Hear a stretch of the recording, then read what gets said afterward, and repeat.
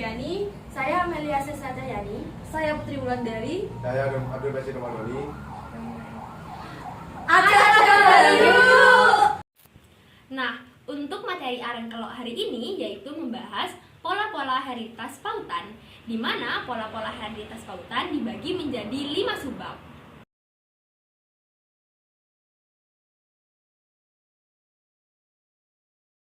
Subbab yang akan aku bawakan yaitu determinasi kelamin.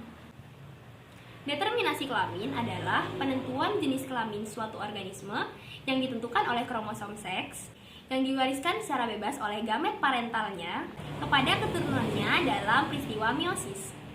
Determinasi atau penentuan jenis kelamin organisme yang satu bisa berbeda dengan organisme yang lain. Jenis kelamin pada makhluk hidup dibedakan menjadi dua, yaitu jantan dan betina. Kira-kira apa sih yang membuat makhluk hidup itu berjenis kelamin jantan ataupun betina? Nah, sebenarnya jenis kelamin difaktorkan oleh dua hal, yaitu faktor lingkungan dan juga faktor genetik. Ada beberapa tipe penentuan jenis kelamin pada seluruh organisme. Di antara lain ada tipe XY, tipe X0, tipe ZW, dan tipe haplodiploid. Yang pertama ada tipe XY, di mana organisme yang jenis kelaminnya ditentukan oleh kromosom X dan Y. Di tipe ini ada beberapa jenis serangga, mamalia, dan juga tumbuhan berumah dua. Nah, yang kedua ada tipe X0 nih. Nah, kita pakai contoh ada belalang sama kecoa.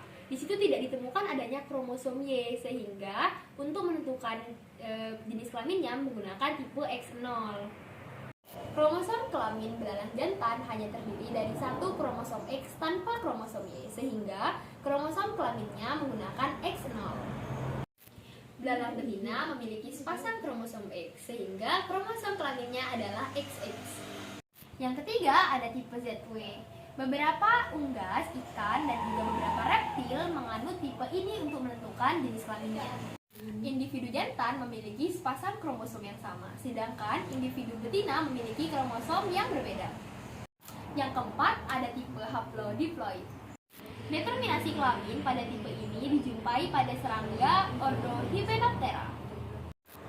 Subbab yang kedua yaitu pautan.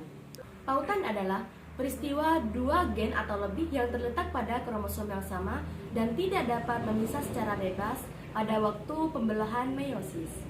Contoh gen pautan adalah gen penentu bentuk sayap dan warna dada pada lalat buah Drosophila melanogester. Gen terdapat dalam kromosom. Kebanyakan gen terdapat dalam kromosom tubuh. Beberapa gen ada yang terdapat pada kromosom kelamin. Tahu nggak sih gen yang terdapat pada kromosom kelamin disebut apa? Ya, gen yang terdapat pada kromosom kelamin disebut kromosom terpaut kelamin atau pautan kelamin. 1. Pautan kelamin pada hewan. A. Pada lalat buah atau Drosophila melanogester. Pada lalat buah, terdapat gen A dan gen B terpaut kromosom yang sama. Begitu pula alilnya gen A dan gen B. Gen terpaut kelamin pada lalat buah adalah gen penentu warna mata. Warna mata pada lalat buah ditentukan oleh gen W, dan alelnya gen W yang terdapat pada kromosom X. B. Pada kucing. Kamu suka kucing? Kucing juga merupakan salah satu hewan yang mengalami pautan kelamin loh. Pautan kelamin pada kucing terdapat pada gen yang menentukan warna rambut kucing yang terdapat pada kromosom X. Pautan kelamin pada manusia. Pada manusia juga terdapat gen yang terpaut pada kromosom kelamin, antara lain gen buta warna dan gen penyakit hemofilia. Nah, subbab yang ketiga adalah pindah silang. Peristiwa pindah silang merupakan hal yang terjadi pada semua organisme. Pindah silang merupakan pertukaran peristiwa kromatid yang bukan kromatid kembarannya dari sepasang kromosom homolog. Umur makin tua individu, makin kecil peluang terjadinya pindah silang. Pindah silang dapat dibedakan menjadi dua. 1. Pindah silang ganda, dan 2. Pindah silang tunggal.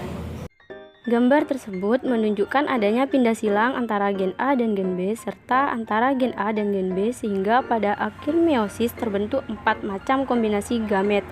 2 diantaranya gamet parental yaitu AB dan AB serta 2 gamet kombinasi yaitu AB dan AB. Nah, untuk sebab yang keempat yaitu gagal berpisah. Gagal berpisah merupakan kegagalan kromosom homolog untuk memisahkan diri pada saat pembelahan meiosis. Contohnya pada persilangan Drosophila melanogaster. Pada persilangan tersebut, lalat betina mengalami kegagalan berpisah. Gagal berpisah dapat menyebabkan gamet dan individu yang mengalaminya memiliki kelainan kromosom. Contohnya pada peristiwa aneuploidi dan polyploidi. Aneuploidi merupakan individu yang mengalami kekurangan atau kelebihan satu kromosom dibandingkan kromosom induknya. Sedangkan polyploidi merupakan individu yang memiliki kromosom yang berlipat dibandingkan jumlah kromosom tertuanya. Lalat betina yang mengalami gagal berpisah membentuk 3 macam kemungkinan gamet, yaitu X, XX, dan 0.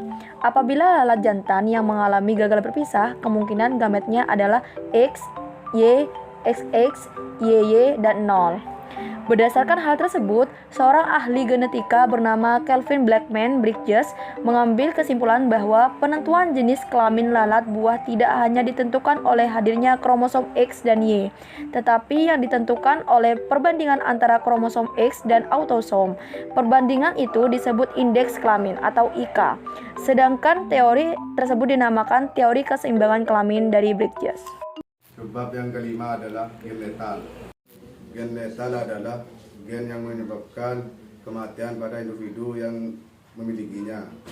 Biasanya gen letal dapat menyebabkan kematian jika dalam keadaan homozigot. Gen letal ada 2 macam, yaitu gen letal dominan dan gen letal resesif. 1. Gen letal dominan. Contoh gen letal dominan adalah gen penyebab kaki dan sayap pendek atau redap pada ayam. Warna rambut kuning pada tikus. 2. Gen letal resesif. Contoh gen letal resesif adalah albino pada tanaman jagung yang ditandai dengan tidak terbentuknya klorofil. Jika tanaman normal heterozigot dibiarkan menyerbuk sendiri, keturunannya akan memiliki perbandingan 1 tanaman normal homozigot banding 2 tanaman normal heterozigot. Meskipun demikian, hal itu dapat dikatakan 100% normal. Sekian dari kami, semoga ilmu yang kami berikan dapat bermanfaat untuk kita semua. Selamat